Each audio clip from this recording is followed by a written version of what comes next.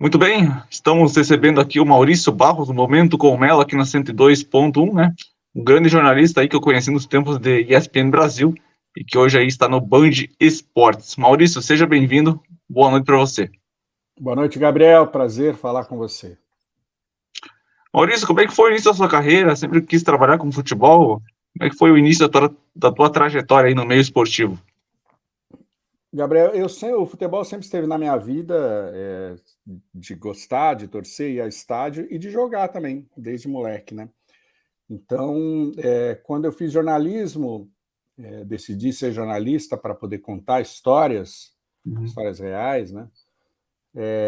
O esporte se apresentou como uma possibilidade natural, mas o meu caminho, é, as oportunidades me levaram para um outro lado. Eu fui repórter de polícia, depois eu fui para a televisão trabalhar com programa de ciência na TV Globo, depois eu fui fazer documentário na Bandeirantes, na SBT, depois daí fui fazendo um movimento de voltar para o jornalismo impresso. Eu fui repórter de polícia no Notícias Populares, um jornal bem popular de São Paulo, que já está extinto. Daí depois eu voltei para o impresso na Gazeta Mercantil, fiquei um tempo trabalhando com comportamento, com cultura, e aí a volta para o esporte se deu mais ou menos na segunda metade da minha carreira, quando eu fui para a Editora Abril e ali entrei na revista Placar. Lá fiquei 12 anos na Abril, e saí de lá como diretor de redação da revista Placar e também da Runners, que é uma revista que nós trouxemos também dos Estados Unidos, lá de fora, para dar conta desse mercado de corrida de rua. Ali, saindo da Abril, foi que eu fui para a ESPN e depois para o Band Esportes, onde eu estou atualmente, além de ter o meu canal também no YouTube. Perfeito. Como é que foi a experiência, Maurício, tanto em ser na questão da polícia, né, de ser um repórter ali, digamos, policial, e também depois na revista Placar, né? Eu sou um amante da revista Placar, teve algumas mudanças nos últimos anos aí. Acho que o ápice da revista foi quando era o Juque-Furi o diretor, né? E teve toda uma equipe ali por trás. Mas eu gostaria que você falasse um pouco daí da experiência, né? E do atual momento aí, como é que você enxerga aí a revista Placar também? Eu acho que anos 70 e anos 80 foram os anos dourados da revista, até porque não tinha concorrência também de outras mídias, né? E tinha uma redação grande investimento. E quando eu cheguei lá em 2002, a revista viveu aos poucos uma recuperação, um renascimento, e conseguimos voltar com que ela fosse uma revista periódica, mensal. E para mim, eu me sentia ali zelando por um patrimônio do jornalismo brasileiro, do esporte e do futebol em particular, né? Lá eu cobri Copa do Mundo, cobri Olimpíada, e quando eu assumi como redator-chefe e depois diretor de redação, eu implementei uma reforma editorial da qual eu me orgulho muito, porque a revista voltou a repercutir, a fazer um jornalismo de qualidade, de profundidade. Ela viveu um renascimento, ganhamos prêmios, né? Você deve lembrar daquela capa do Neymar crucificado, que foi Com certeza. a melhor capa do ano de todas as revistas, não revistas de esporte, todas as revistas do Brasil, pela Associação Nacional dos Editores de Revistas. E daí, enfim, daí terminei meu ciclo lá logo depois da Copa do Mundo de 2014. Para mim foi uma grande alegria eu me sentia um autêntico zelador daquele patrimônio jornalístico, né? E fiquei muito, muito feliz pelo período que eu passei lá como editor, depois redator-chefe, depois à frente da redação, podendo implementar essas inovações que a gente fez ali em 2012, mais ou menos, com um novo projeto editorial.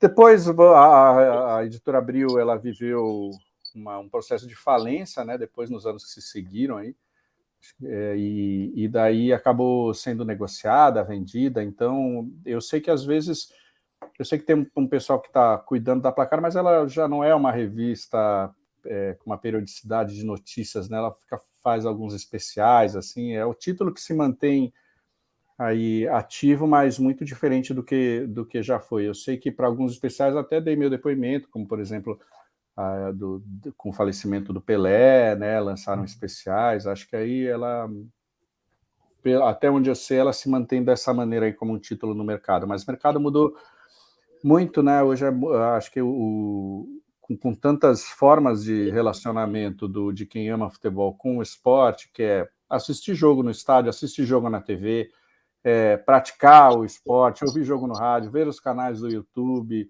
jogar videogame, jogar fantasy games como Cartola e afins e tal, são muitas possibilidades de mais efetivas dessa relação com o futebol. Então sobra muito pouca gente para ler o futebol com mais profundidade, né? Ler futebol no Brasil é algo que sempre foi muito difícil. Eu, quando estava no período escolar aí, na hora da leitura, a biblioteca era sempre pegando a revista Placar.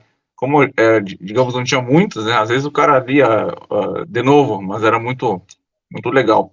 Ô, Maurício, como é que terminou o ciclo na revista? Você acabou saindo por escolha própria ou escolha da própria, digamos, diretoria ali da revista? Você pode repetir, Gabriel, que falhou um pouco o teu áudio. Quando você saiu da revista Placar, foi por escolha própria, Quando eu saí. ou foi por escolha da diretoria? Não, na verdade, foi um reflexo da decadência da própria editora. A Placar nunca foi uma revista prioritária na Abril, Uhum. né? E ela começou a enxugar já, vendo a crise do mercado, o mercado nunca foi o mesmo. Opa, acho que. Como é que está o Pode continuar. meu Pode sinal, continuar. Gabriel? Posso continuar? Pode continuar.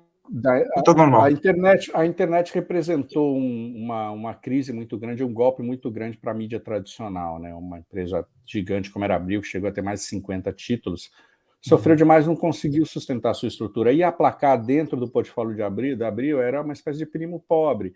O próprio doutor Roberto Tivita sempre falava, doutor não, o próprio Roberto Tivita, porque acho que ele não era nem advogado nem médico, mas todo mundo chamava de doutor, né? Sim. O que era da família ativa do proprietário, ele falava, eu não sei porque eu ainda mantenho essa revista, tal. Então era porque era uma revista que não dava muito lucro, e a gente, quando você vai crescendo, eu como diretor de redação, eu custava caro para a empresa, né? Então já não cabia mais no orçamento da revista, daquele negócio, uma posição como a diretor de redação, com salário, benefícios e tal. Mas eu fui avisado com uma boa antecedência de que nós teríamos uma mudança, que a revista já não poderia mais contar com um diretor de redação pelo peso financeiro e do cargo que isso representava, né? Mas foi uma decisão da empresa. Certo. Aí você é convidado pelo João Palomino para trabalhar na Não, ESPN. não, não. Trajano? Quem me convidou, não, foi o Arnaldo Ribeiro, que é meu parceiro, meu Uhum. amigo de faculdade, ele e o Tirone, nós estudamos juntos, trabalhamos juntos na Placar também. E pelo Jean Odd também, que era meu amigo da Placar, eu comecei a fazer um blog, né, no site uma coluna semanal no site da ESPN, e depois foi naturalmente a minha passagem para a TV acabou acontecendo. Inclusive, você citou aí o Arnaldo Ribeiro, eu sou fã do Arnaldo Ribeiro, eu também gostaria um dia de trazer ele aí, o favoritaço, né? O Arnaldo Ribeiro Ele mesmo. sensacional. Ô, Maurício, como é que foi, na sua opinião, a sua passagem pela ESPN? Eu lembro que você fazia o bate-bola de vez em quando, de meio dia ali com a rapaziada ali. Tinha também outros programas, né, que você também participava. Como é que foi a passagem pela Sim. ESPN? Eu lembro do dia também da demissão, Maurício. Foi uma demissão em massa. Saiu inclusive o Arnaldo, o Tironi, saiu você, o Juca, o Cláudio Arregui, Rafael Oliveira. Tem uma galera aí numa reformulação que o canal acabou passando, mas enfim. Fala um pouquinho aí sobre a ESPN, da sua passagem, Maurício. Olha, foi uma passagem muito gratificante. Eu só lamento não ter passado lá na mesma época da direção do Zé Trajano, que sempre foi a alma, né, que implementou e deu uma cara jornalisticamente muito forte para a ESPN. Mas, enfim, ainda se vivia, se respirava o jornalismo, e foi muito bacana. Participei de vários programas, fiz a passagem para a televisão. Isso, você estar na televisão significa você adquirir técnicas, né, de linguagem, de argumentação, de expressões, de tom de voz e tal, e ainda mais também de se relacionar com a crítica imediata, porque com as redes sociais hoje você recebe se você quiser, né, você recebe o retorno imediato do que você está dizendo e tal, e toda a repercussão que tem. Foi muito bacana, fiquei muito feliz de ter passado esse período lá na ESPN. com pessoas que eu gosto, o Arnaldo Tironi, o Jean, tive boa relação com muita gente, Calçade, Mauro César, gente muito, João Carlos Albuquerque, né, um querido, todos eles são meus amigos até hoje, a gente vira e mexe, se encontra e trabalha junto, como no caso do Band Esportes, por exemplo, Cláudio Arregui também já fez coisa com a gente no Band Esportes, tá? É uma alegria, porque eu tive passagem pelo Sport TV também, comentando, participando de programas na época da Placar, e na ESPN já tive um período mais intenso. A ESPN, na minha opinião, assim, é uma referência, era, na verdade, né? Hoje eu não... Aí é uma opinião minha mesmo, eu não enxergo mais como um grande veículo jornalístico para valer, né? Virou uma questão muito mais...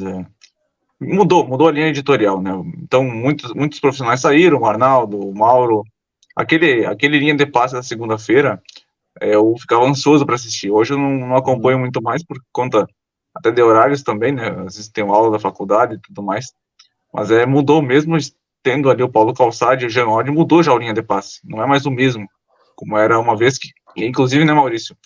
É curioso porque eu já ouvi isso do Arnaldo e ele falou isso com muita certeza e eu concordo. Como os jogos aconteciam na TV fechada, no Sport TV ou na aberta, era incrível como o linha de passe tinha tanta audiência após as partidas. Porque até ele fala, né, que tem uma grade na televisão, né? É uma grade que funciona, transmite o jogo, após o jogo, muita gente continua até ali. E na ESPN não tinha um jogo antes, né? E muita gente ia para lá para ver o linha de passe. Então era assim, impressionante porque eram análises muito aprofundadas, né? É uma característica do canal que eu olho e qualidade das fico muito pessoas, né? impressionado.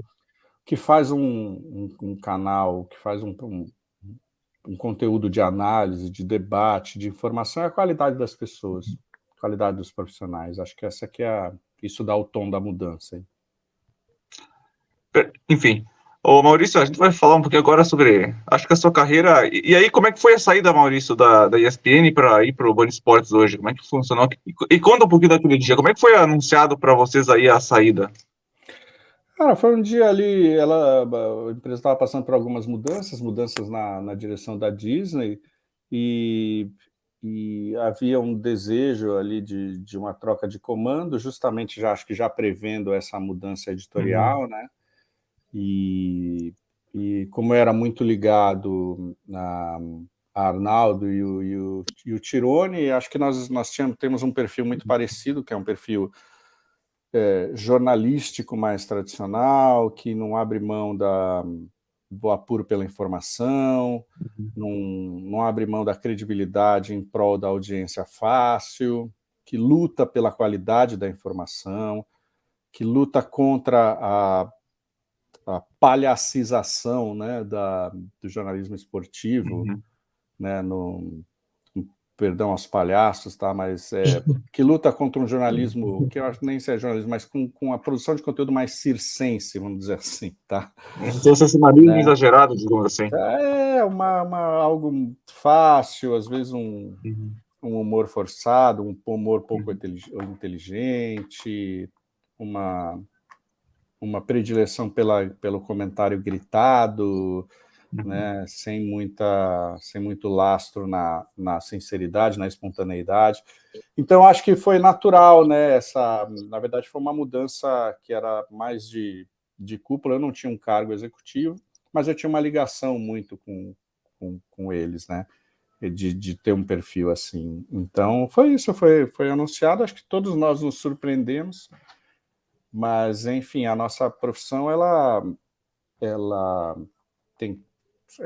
apresenta esses cortes de maneira muito corriqueira, né?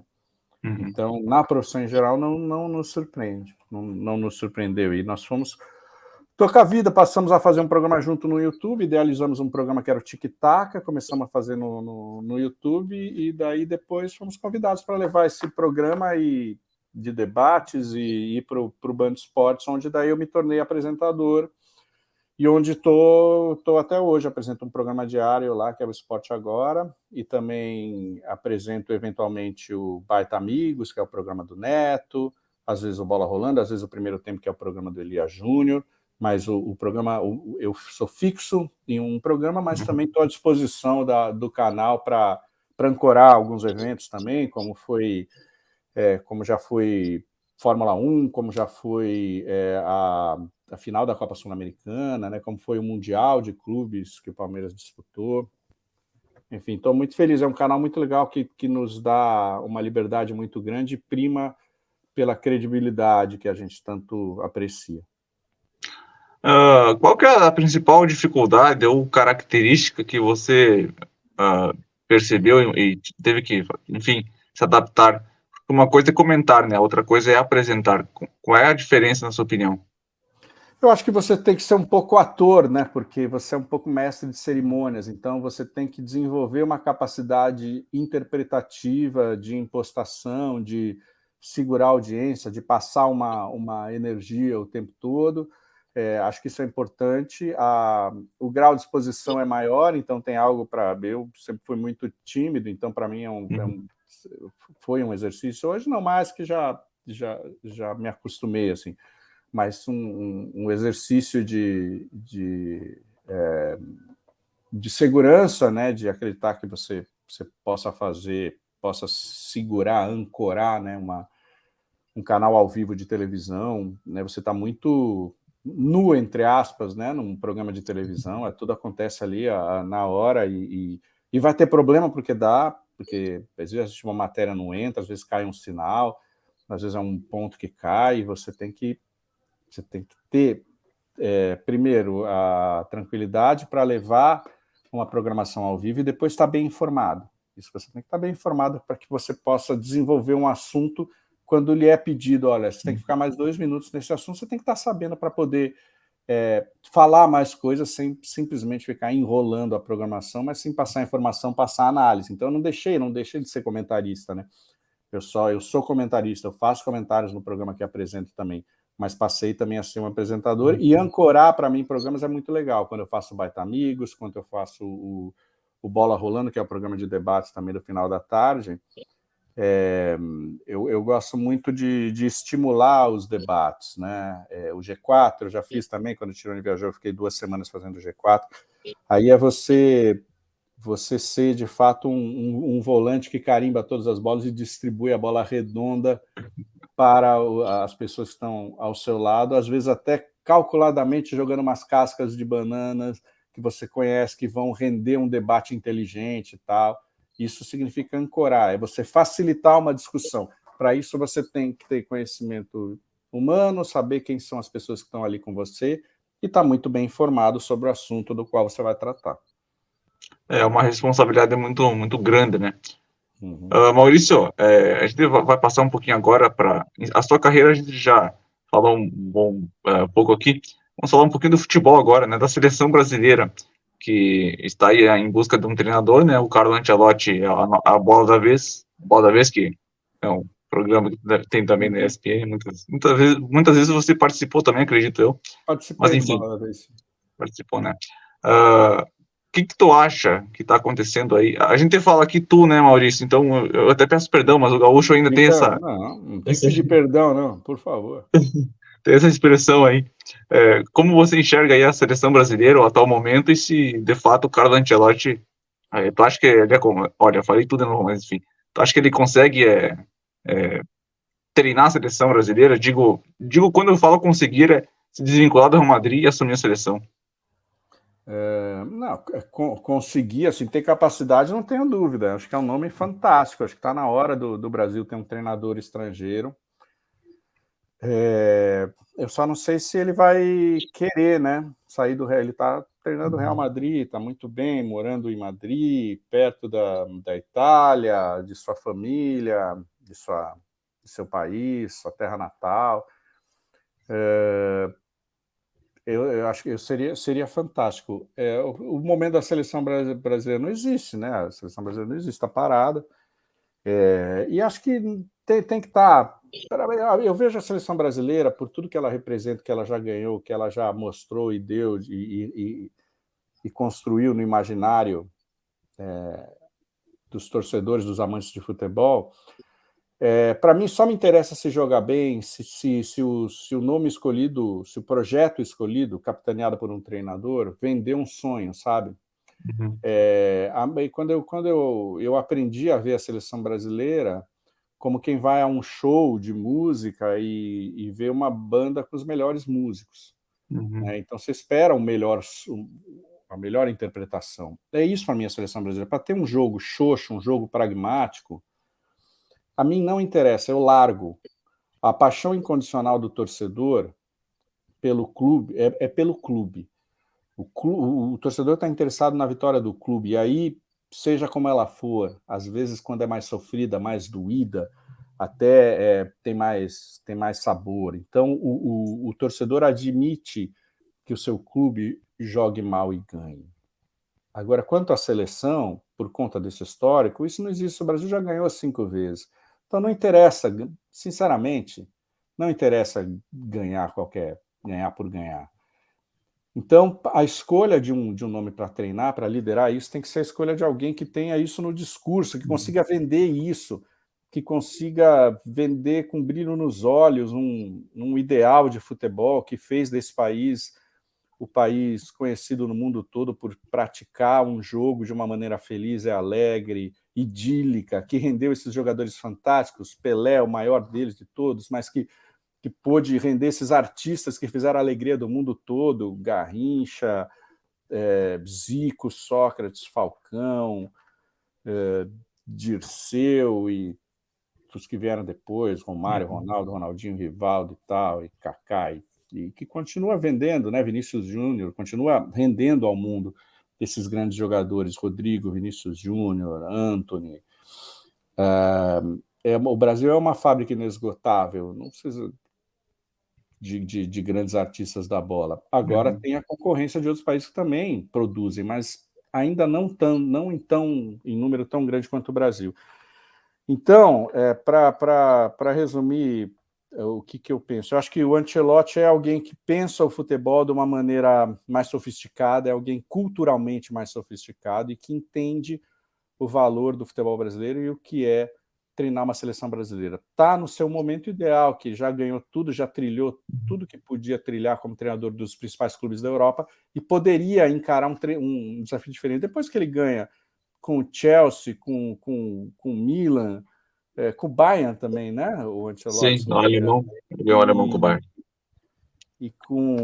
e agora com o Real, o que mais clube pode seduzi-lo, né? Mas nenhum projeto, mas um projeto de seleção brasileira, sim, né? E ele é um cara que eu acho que bate essa ideia, bate legal, só ou por razões pessoais, acho que só por razões pessoais, porque financeira a CBF tem muito dinheiro, pode pagar um salário absurdo para ele. E ele tem o contrato até o ano que vem. Vamos ver, eu acho que eu esperaria. Mesmo se só puder vir no ano que vem, qual que é o problema? Joga as eliminatórias e com o pé nas costas. Você botar aí o Ramon para treinar a seleção brasileira, vai se classificar. Se não for Ancelotti, eu acho que Abel Ferreira poderia vender isso também. Tem um outro estilo, mais visceral e tal, mas acho que seria muito legal. Conhece bem a cultura do futebol brasileiro, os jogadores brasileiros aqui e lá fora. É um cara novo que poderia mobilizar, sim, dentro desse sentido de procurar vender um sonho de futebol bem jogado e também vencedor. E no Brasil, acho que quem mais se adequa de fato a esse jeito de pensar é o Diniz. Hoje o Diniz é um sonhador, tem seus problemas, né? Mas evoluiu bastante e acho que dentro disso que eu estou falando, de chegar e produzir algo belo com os melhores jogadores brasileiros, o Diniz acho que é o que seria mais adequado a esse jeito de pensar a seleção que eu estou te dizendo. Não, mas eu concordo plenamente. Eu acho que já basta sofrer com nossos clubes, né, Maurício? Então, assim, a seleção brasileira é um divertimento. Tu vai ligar a televisão, tu vai querer ver um show. A Claro que a gente. excelência, a Exato. excelência, senão não Claro vai. que a gente sabe também que o futebol mudou e que o Brasil não é o supra-sumo mais do futebol mundial, mas a gente gostaria de ver o Brasil enfrentando grandes seleções e produzindo um bom futebol. Mas, por exemplo, tem um jogo nas eliminatórias passadas contra o Equador, fora de casa. que o Tite assim se agarrou na defesa e o Brasil chutão na frente para o Vinícius Júnior correr e, cara, não é isso. Isso a gente vê nos nossos clubes, com os treinadores que a gente tem em nossos clubes aí. Mas o Brasil a gente não admite isso. Você esperar todo aquele tempo para ver um jogo de futebol da seleção, né, que joga de vez em quando, e daí apresentar um futebol burocrático, totalmente resultadista, não, né? Não E é tu isso. acompanha esses jogadores, Maurício, nas principais ligas do mundo, com esses caras aí, não, sabe, jogando no mais alto nível. Parece que eles jogam com a camisa da seleção e se incorporam no futebol brasileiro. Às vezes eu tenho essa impressão aí. Mas enfim, Maurício, tu citou aí os treinadores, né? O Ancelotti, que seria obviamente muito bom. Eu sou torcedor do Real Madrid, então eu conheço um pouco aí do italiano, né? Ele está muito bem, né, com os brasileiros, isso é muito legal também. O Abel, acho que é um treinador jovem, né? Não sei se ele largaria o Palmeiras para assumir a seleção. Acho que o Abel deslumbra aí um futebol europeu, talvez, né? No futuro. E o Fernando Diniz, sim, é um grande treinador hoje do Brasil. Mas o São Paulo, Maurício, o São Paulo tinha um treinador jovem, Rogério Ceni, e buscou o Dorival Júnior, o mais experiente. Até agora o Dorival está muito bem, né, Maurício, no comando do São Paulo. Qual que é a principal diferença, na sua opinião, entre o trabalho do Ceni e o trabalho do Dorival, por enquanto? Olha, acho que a gente pode traçar essa diferença em duas vertentes importantes, o mesmo peso. A vertente, primeiro, técnica. O Rogério Ceni não abre mão de controlar o jogo de uma maneira impositiva, de sufocar o adversário o tempo todo. Né? E então São Paulo muitas vezes jogava assim com muito mais posse de bola, mas não tinha jogadores de qualidade suficiente para transformar esse sufoco, esse volume de jogo, essa superioridade em criações ofensivas, em jogadas de fato que terminavam com finalizações. Uhum. Então, eu acho que faltava ao Rogério a percepção de ver o material que ele tinha em mãos e adaptar o jogo, a sua filosofia de jogo, ao material que se tem em mãos, aos elementos. Então, muitas vezes a gente via jogos que o São Paulo ficava com aquela posse de bola, mas o time inferior, tecnicamente, times do interior que montavam aquela muralha, aquela retranca, e o São Paulo ficava chuveirando a bola na área, se tornava um jogo chato, e muitas vezes acabava tomando um gol de contra-ataque, assim. O Dorival Júnior já é um treinador mais pragmático, é um treinador que considera dar a bola para o adversário também uma possibilidade de você abrir outras possibilidades no jogo, né? Ele não se incomoda com isso, né? Ele não faz questão de ser mandatório e depois ficar cuspindo números de superioridade numa partida em que você perdeu, para justificar que a tua ideia é correta. Então, o Dorival, o São Paulo joga hoje de uma maneira diferente. Embora ainda tente sempre ser um time de toque de bola, é um time que se defende melhor, toma bem poucos gols, né? Tem a humildade de aceitar ser atacado, e se preparar para ser atacado, se preparar para enfrentar um time que possa dominá-lo, mas mesmo assim ser competitivo. O time se tornou... O sistema defensivo com o Dorival é um sistema defensivo mais sólido. Tem um zagueiro muito bom ali, que é o Beraldo, né? Beraldo é uma joia da base, que está se firmando muito bem. Ontem não jogou Arboleda, né? No sábado não jogou Arboleda, que faz muita falta, que é um dos melhores zagueiros do Brasil, o equatoriano. Então os dois se acertaram muito bem. E também Pablo Maia, como um volante importante, e Gabriel Neves. O Nestor está tendo seu futebol em crescimento. O Luciano fez sua melhor partida na temporada contra o Vasco. Enfim, acho que mudou então essa questão dentro do campo. E a outra questão tem a ver com o clima do São Paulo quando o técnico é Rogério Ceni. Rogério Ceni para muitos em números, né, o maior treinador, o maior jogador da história do São Paulo. Então, é um ídolo cujas pessoas, o São Paulino, tem uma relação de muito amor, muito carinho, gratidão, e ele também com o clube, né? Mas quando ele vem treinar, quando ele passa a ser treinador, é como se toda essa mochila, essa carga, ele colocasse nas costas e Estão tocando Evidências aqui na rua, bem alto, aqui. Não sei se você está ouvindo. Tem um clássico aí da música brasileira.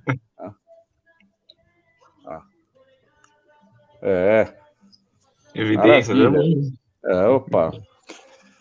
Bom, eu falava do Rogério, né? Então, quando ele vem treinar o São Paulo a primeira vez e a segunda vez agora, ele veste uma mochila de pedra. Na verdade, toda essa carga vem junto com ele. E ele sempre se cobrou muito, né, no São Paulo, sempre fez muito mais do que sua obrigação, tanto que ele ia lá bater falta. Era o cara que mais treinava, o cara que morou embaixo da arquibancada, que chegava mais cedo e saía mais tarde. Então, ele conhece aquele clube, sabe, como aquele clube é a sua casa. Mas a torcida é tão grande e ele se cobra tanto para dar certo que isso começa a atrapalhar, começa a ser uma carga. E ele é um exemplo. Então, para cada jogador, por exemplo, se um jogador vai e reclama, ele não tem muito traquejo, acho que ele não tem uma diplomacia para lidar como líder e lidar com jogador de futebol que às vezes é mimado, às Maurício, vezes não tem estrutura para discutir e tal. Diga.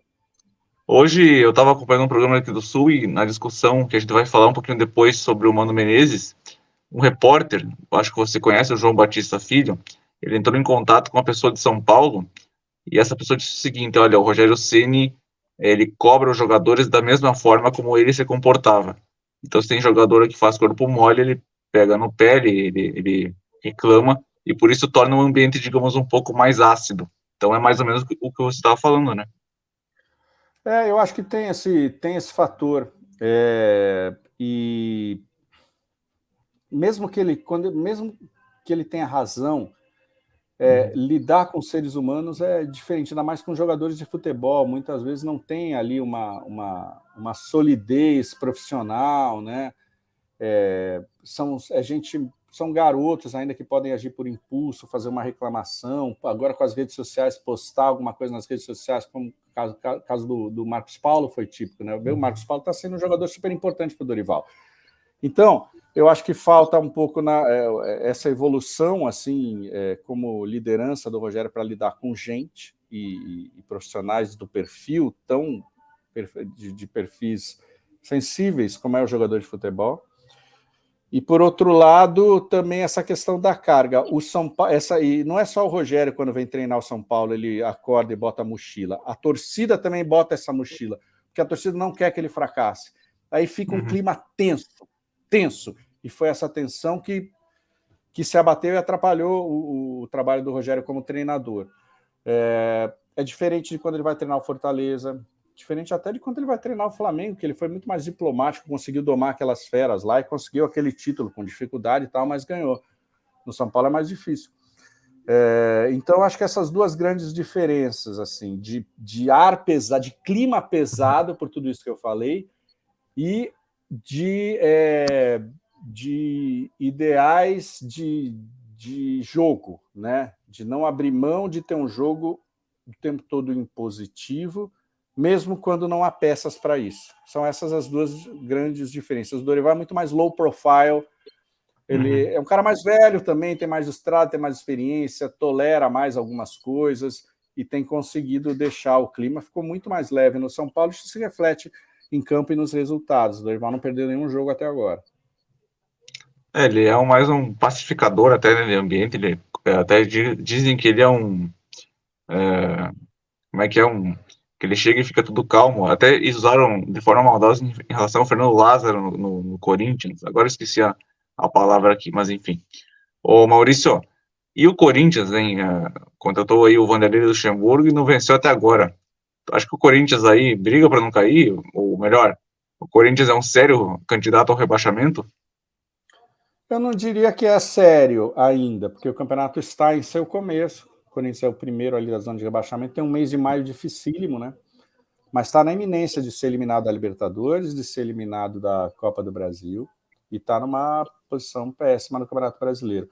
Mas isso o Luxemburgo, você não pode, nesse momento, acreditar uma responsabilidade em cima dele depois de tudo que foi feito pela diretoria, né? O Corinthians teve 4 treinadores diferentes em das 4 primeiras partidas do Brasileirão. Então foram muitos erros, uma diretoria perdida, que enfim, cometeu deslizes de toda a ordem aí do ponto de vista administrativo, e em relação à administração do do clube, o presidente do Ilha assumiu para ele, né, a administração do futebol do clube, né? Uhum. Não tem um vice de futebol, tem só ali o Alessandro abaixo dele, vai tomando as decisões de maneira monocrática e tal. E o Luxemburgo está aí tentando consertar um time que, para mim, tem bons jogadores, tem um elenco bem razoável, não era para estar nessa situação em nenhum dos torneios, na verdade. Então, eu acho que pela qualidade dos jogadores, acho que só a ausência do Renato Augusto, a lesão, não explica essa queda. Acho que é tudo isso em conjunto. É um jogador que faz diferença, mas olha o time do Corinthians, se você escalar aí, você tem Cássio, Fagner, o Gil, o Murilo, né, que é um bom zagueiro, o lateral esquerdo é o Fábio Santos, né, o veterano Fábio Santos. Daí você tem para o meio campo, você tem o Fausto Vera, que é um bom jogador, o Paulinho, que voltou agora recuperado de contusão, o Maicon, que veio super festejado, você tem Rony, você tem o Renato Augusto lesionado, tal. Aí você tem o Juliano, que é um jogador internacional, experimentado, ainda com boa idade, tal. Você tem o Adson, que é uma ótima figura da base, Matheus Araújo. A base tem sido muito boa para o Corinthians. Você tem Pedro e Biro na seleção sub-20, né? Roger Guedes está voando, é o melhor jogador do time. Yuri Alberto. Ninguém vai me dizer que esse time não é bom, entendeu? Então, eu acho que a luz está bem amarela, quase laranja lá no Corinthians, mas não vejo o Corinthians indo para a Série B, não. Hoje eu estava lendo uma informação, acho que foi o meu Timão que publicou, que o André Sanches pode voltar à presidência do Corinthians. Aí, assim, eu olhei essa informação e eu fico com pena dos corintianos, porque, mais uma vez, o André Sanches, né? Aliás, na minha opinião, é uma ditadura nos clubes de futebol em relação à questão política. Por isso que os clubes estão aí todos endividados. O São Paulo é um exemplo disso, né? São Paulo não tem oposição, por exemplo. Vive lá atrás do Juvenal Juvencio, aí passou na sequência foi o Aidar, se não me engano. O Depois Aidar, o Leco. E agora o Casares, né? Tudo uma mesma, tudo farinha do mesmo saco, né? Essa é a verdade. Eu lembrei foi essa manipulação aí do estatuto ficou muito feio, né, para o Casares, né? Autorizando sua própria reeleição. Eu lembrei do apelido do treinador, o treinador ar-condicionado, né? Que fica o clima mais leve aí. Do Pedro Lázaro. Não, mas ele, tecnicamente, assim, como um estrategista, ele tem muitas qualidades. É o atual campeão da Libertadores e da Copa do Brasil, a gente não pode esquecer, né? E o Palmeiras, Maurício, como é que você, até como um São Paulino aí, vê o Palmeiras? É uma distância considerável hoje, uma distância que nunca... Eu vejo aqui, eu olho futebol como um jornalista de esportes. Evidentemente, todo jornalista tem o seu clube de futebol do coração, e é desejável, porque a gente escolhe o clube muito antes da profissão, né?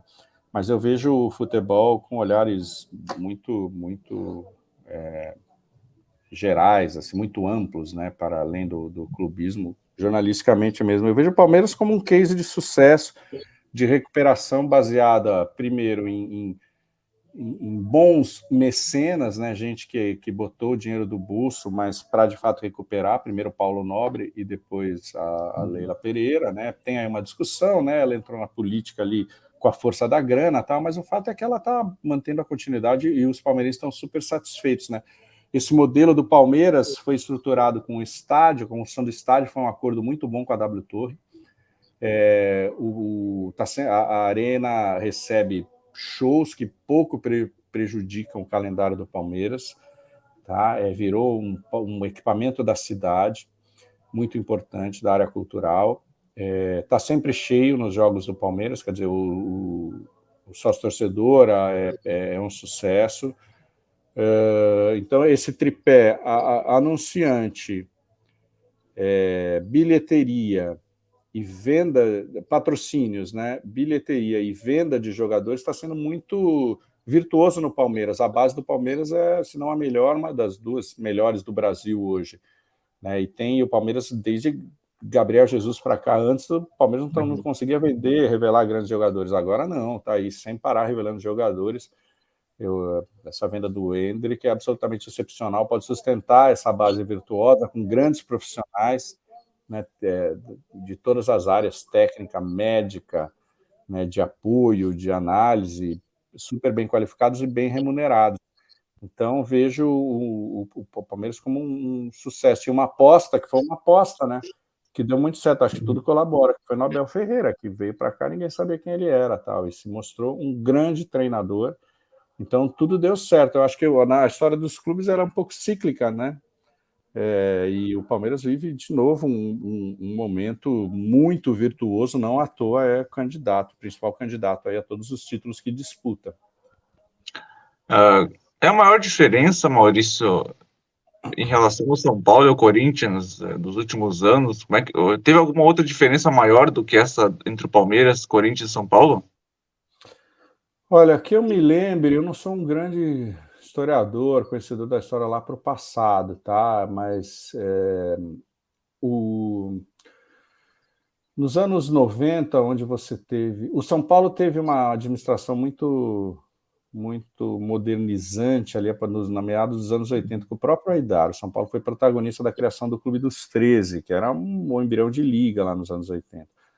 O São Paulo e o Palmeiras viviam seu período ali de jejum de títulos, né? Mas o Corinthians estava forte com a democracia e tal. Depois, nos anos 90, houve uma disputa pelo super time São Paulo e Palmeiras, São Paulo de Telê, o Palmeiras da Parmalat, mas o Corinthians deu umas beliscadas ali no início da década, né? Com o Campeonato Brasileiro, o primeiro Campeonato Brasileiro com o Neto, em 90, e depois com o Luxemburgo no final da década. Então, ali você teve ali, mais ou menos nessa década de 90, uma disputa. Nos anos 2000, talvez, mas quer dizer, o Palmeiras também ganhou em 99, né, Libertadores. O São Paulo deu aquela descolada, né, com o Mundial, com a Libertadores 2005, o Mundial, e depois os 3 brasileiros. E daí você teve, nesse período, as quedas de Corinthians e Palmeiras para a Série B. Aí foi um período de uma diferença muito grande. E para São Paulo. E daí depois os times voltam e começa essa decadência do São Paulo e o Corinthians se mantendo competitivo, né, ganha os campeonatos ali 2015, 2017, e aí começa também a evolução do Palmeiras. Então, nesse momento aqui, eu acho que é uma das maiores diferenças, sim, dessa história, pelo menos dessa história recente que eu vejo. E diferenças também de perspectivas, não só da quantidade do Palmeiras rivalizando, compartilhando ou dividindo, disputando as taças com o Flamengo, principalmente, e o Galo também ali ameaçando também, beliscando algumas coisas, mas o Corinthians e o São Paulo deixaram de ser rivais do Palmeiras na disputa pelos principais títulos. Então, esse é o momento acho que uma das grandes diferenças da história, assim, do Palmeiras em relação ao São Paulo e ao Corinthians, dentro e fora de campo. Certo. A gente fala muito sobre SAFs, né? Há alguma possibilidade, na sua opinião? Porque aqui no Rio Grande do Sul a gente fala que é um galpão, a gente vive num lugar aqui que é onde o gaúcho é muito conservador. Mas aí em São Paulo, há alguma possibilidade do São Paulo e o Corinthians especialmente, até o próprio Santos, em virar SAFs? Não que seja uma solução, Maurício, mas sair dessa política que é muito suja dos clubes do futebol brasileiro para virar uma SAF, um comprador, né? Ter um dono do São Paulo, do Corinthians, do Santos, enfim. Eu acho que sempre há, sim, embora esses clubes de torcida muito grande seja mais difícil, mas as coisas mudam, né? Você vê o exemplo do Botafogo aí liderando o Campeonato Brasileiro, né? Depois de amargar a Série B, muito recente, né? O período do Botafogo de SAF está apresentando um projeto, né, de time, de administração, que já dá resultado muito rápido, né? Mas você tem o contra-exemplo do Vasco, você tem um bom exemplo do Cruzeiro, né? Mas você tem o contra-exemplo, por exemplo, da Ferroviária, o Botafogo de Ribeirão Preto, outras SAFs aí, o Bahia, precisamos ver o que acontece, com outro tipo de modelo, né? Uma franquia, o Grupo City por trás. Acho que as coisas estão mudando e eu acho que sempre há a possibilidade, mas é mais difícil dos times mais populares. Estou falando aí de São Paulo e Corinthians, duas das 3, e o Flamengo também, as 3 maiores torcidas do Brasil, né? Assim como o Palmeiras é a 4ª. Acho mais difícil, Gabriel, mas mas essa possibilidade ela existe e pode acontecer. Uma vira-SAF pode ser bom, pode ser ruim, tudo depende da administração. A vantagem é que você tem necessariamente uma administração mais profissional que não navega e não muda ao sabor da política e a pequena política dos clubes, entendeu? Isso é uma coisa importante. Uma coisa que eu achei bacana foi na minha pergunta que eu fiz, né? Você disse, olha, eu não enxergo como São Paulino, enxergo como jornalista. Eu acho muito bacana isso, porque eu mesmo estudo jornalismo e eu sou colorado. Inclusive, nossos clubes estiveram disputando aí a final da Libertadores de 2005, de 2006, né? E hoje e são parecidos, eu acho, Maurício, porque os dois entraram numa decadência impressionante, uma seca de títulos gigantesca. E eu enxergo assim, eu analiso o Grêmio de uma forma totalmente aí honesta e eu acho muito bacana, né? Quando nós, se a gente, você é um jornalista consagrado e eu um estudante, a gente tem que ter essa noção de honestidade em relação ao profissionalismo, né? Dependendo do clube que você vai analisar. Indo para o lado aqui um pouquinho do sul, Maurício, você está um pouco distante, mas provavelmente dá uma olhada para cá também. Como é o que você achou do Grenal de ontem e essa situação do Grêmio, do Inter, que viu uma situação um pouco mais difícil em relação ao Internacional também, que hoje o Mano Menezes ficou ali na corda bamba, acabou permanecendo, sobrou para o William Thomas, o diretor executivo, e para o Sandro Orlandelli, que era coordenador técnico. Mas, enfim, faz uma avaliação aí, na sua opinião, da dupla Grenal. O Inter é uma surpresa negativa, né? Foi vice-campeão ano passado, manteve o trabalho do Mano Menezes. A gente esperava que essa temporada fosse uma temporada de evolução, de galgar um degrau maior, né? Conquistar um título importante. Mas não, né? O clube foi muito mal no Campeonato Gaúcho e daí viveu essa instabilidade. Vai reagir, não vai reagir? Eu acho que o comando do Mano, eu sinto uma tensão, né, no próprio comando do Mano Menezes o tempo todo ali. Acho que ele não tá bem, assim, do ponto de vista aí do astral, do estado anímico dele. A gente percebe que ele está agressivo nas entrevistas, como se tivesse uma certa mania de perseguição e tal, e brigando com a imprensa. O fato é que o time, acho que está refletindo um pouco essa ciclotimia, né, essa instabilidade do seu treinador. O Inter começou bem, né, o clássico, né, Grenal, daquela bola no travessão, tal, daí depois o jogo vira de uma maneira que parece que o time está em campo também refletindo essa instabilidade. Mas o elenco do Internacional é um elenco limitado, eu acho, sabe?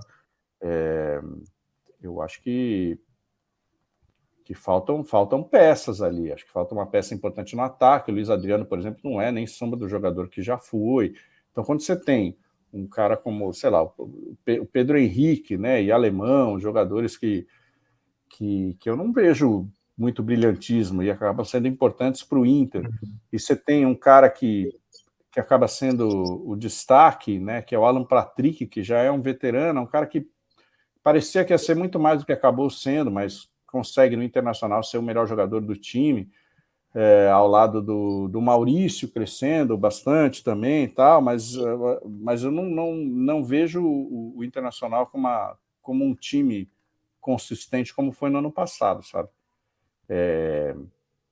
E agora o Inter vai ter uma possibilidade de crescer com os reforços que vão aparecer, né? Que já estão certos, né? Acho que é o Ervin... Ener Valencia. O Ener Valencia, né? Que fez uma Copa super boa. O Arangues também, né? Que o Arangues acho que está...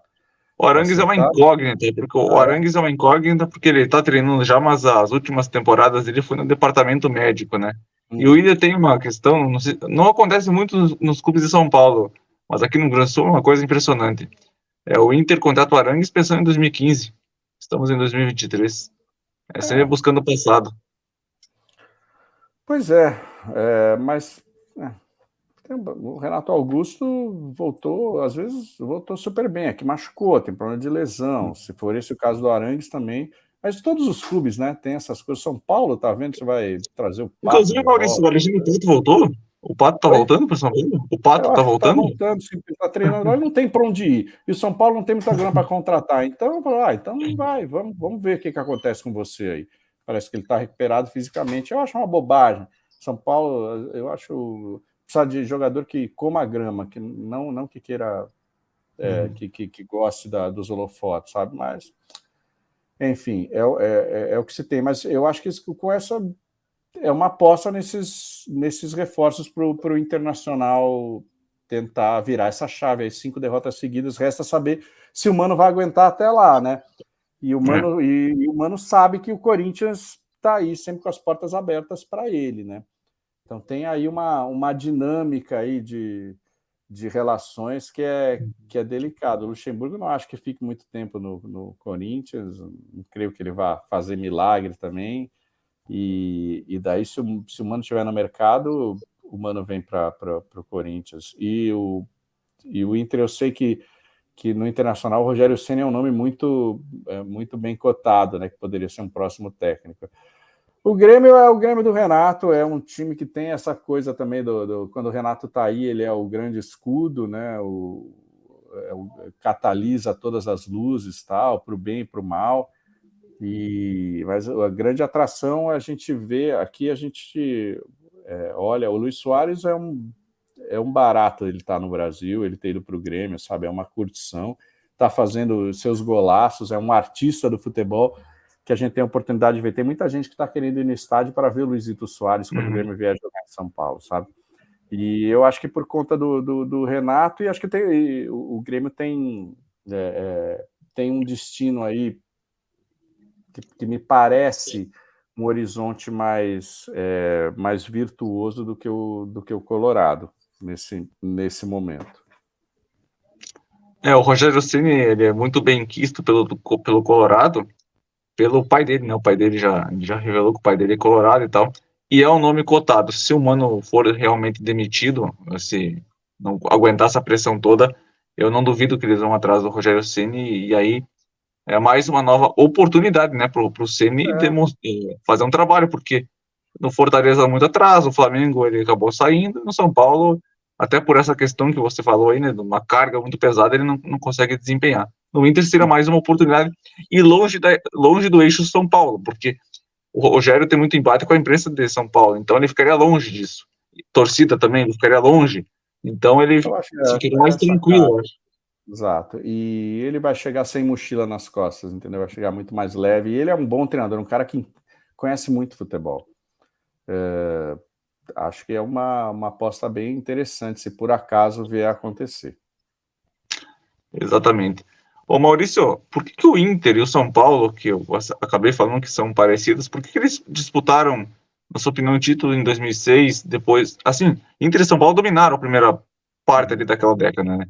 São Paulo com 3 Brasileirão, Mundial 2005, Libertadores 2005, depois os 3, né, 2006, 2007, 2008 do Brasileiro, depois só voltou a ganhar em 2002 a Sul-Americana, que o Inter ganhou em 2009, e ganhou Libertadores 2010, Libertadores 2006, Mundial 2006.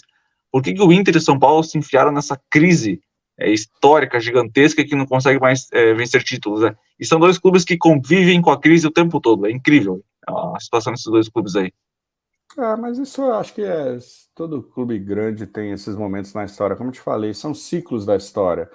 Se você olhar, poxa, todos os times, você vai encontrar momentos assim na história de todos os times, na história mais antiga e na história recente. E tudo, acho que tem a ver sempre com decisões administrativas, né? É difícil você ter um clube que mantenha uma ideia de comando. Vão se trocando os comandos e ao sabor de quem entra, mudam-se, tomam-se decisões. Às vezes as decisões são equivocadas e são muito baseadas nessa cultura daí do futebol brasileiro em geral, que só vale se ganhar, que o vice, o terceiro colocado não vale nada. E você vê, o São Paulo trocou o Crespo que deu o último título importante para o São Paulo, o Campeonato Paulista. O São Paulo trocou, não havia nenhum sentido para trocar, nenhum motivo para trocar o Crespo. E os clubes vão tomando assim essas decisões. O Internacional teve uma loucura aí de técnicos, um completamente diferente do outro, né? Eu não sei nem lembrar, mas era Abelão, Falcão voltou a treinar, né? Ou Não qual foi foi? 2016? 2016. Daí veio Falcão, daí depois vai, mais recentemente, né, Cacique Medina, e tentaram o Diego espanhol, Aguirre também. O Diego Aguirre, Ramírez. o Miguel Ángel Ramírez, Ramírez. Miguel Ángel Ramírez, e sei lá, é o que tem, né, o que aparece, o que tem disponível vai e pega, não é? No futebol brasileiro não tem muito essa coisa, o que eu quero, né? O nosso clube tem esse tipo de identidade, o futebol que nós queremos é assim, o perfil do profissional é esse, e nós vamos buscar o Daryl Hellman, e por aí vai, né?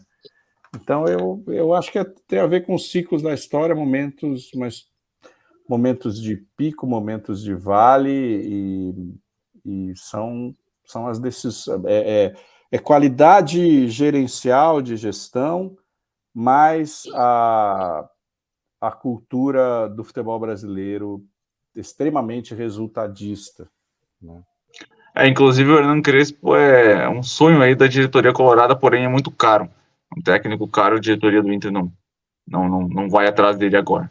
Maurício, uma dica para a gente concluir. Fale um pouquinho do jornalismo e uma dica aí para um estudante de jornalismo, no meu caso. Olha, Gabriel, o jornalismo é um pilar da democracia, então ele tem uma importância fundamental. Hoje, é muito importante com que as pessoas que estão recebendo uma notícia, que elas tenham a capacidade de interpretar essa notícia e de checar se a fonte é verdadeira, se ela tem credibilidade ou não, e de escolher quais são os canais que vão ser os canais responsáveis pelas informações que ela vai consumir e que formarão sua visão de mundo sobre tudo. A gente nunca viveu uma crise tão grande da credibilidade da informação. E então eu acho que a democratização dos meios trouxe uma coisa fantástica, que é todas as pessoas poderem ter o seu canal de divulgação, terem voz, as pessoas têm voz hoje, isso é incrível. Eu sou de um tempo, comecei a trabalhar num tempo em que havia um monopólio, o poder da informação era restrito a algumas famílias só, porque era muito caro você montar uma rádio, era uma concessão, você tinha que ter conchavo com o governo federal. Uma TV a mesma coisa, era tudo tão caro, o equipamento e tal, você não conseguia. Hoje não, você aqui com o computador, você pode ter o seu canal e difundir a sua visão de mundo e as suas ideias e arcar com as responsabilidades do que você disser. Ao mesmo tempo, como todo mundo pode produzir conteúdo, todo mundo fala sobre tudo e divulga o que fala. Mas as pessoas têm que fazer a distinção entre o que é conteúdo e o que é conteúdo jornalístico. O conteúdo jornalístico é um conteúdo que foi produzido com a técnica jornalística de checar as informações, de ouvir as partes envolvidas e, a partir daí, só depois veicular a notícia. Isso não acontece. A gente vive ameaçado por fake news e por notícias mal apuradas ou enviesadas. Então, quem precisa discernir é a população.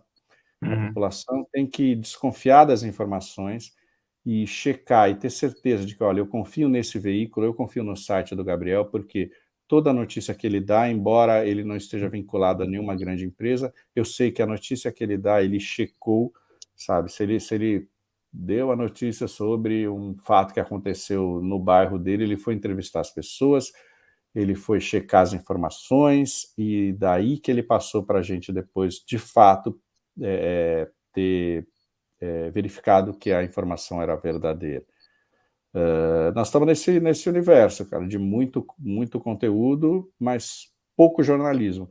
E por isso o jornalismo nunca foi tão importante. A gente teve a nossa democracia ameaçada nos últimos 4 anos, e felizmente o jornalismo profissional conseguiu ser uma fonte de resistência. Então, é um pilar fundamental. A gente tem que lutar muito pelo jornalismo de qualidade e encontrar maneiras de financiar esse jornalismo, porque ele custa caro, né? Você pagar alguém experiente para te dar, para fazer uma investigação, para ficar debruçado sobre um escândalo de corrupção, para ir atrás de uma informação, para depois empacotar, assim, embalar essa informação da maneira mais palatável e agradável possível, custa dinheiro.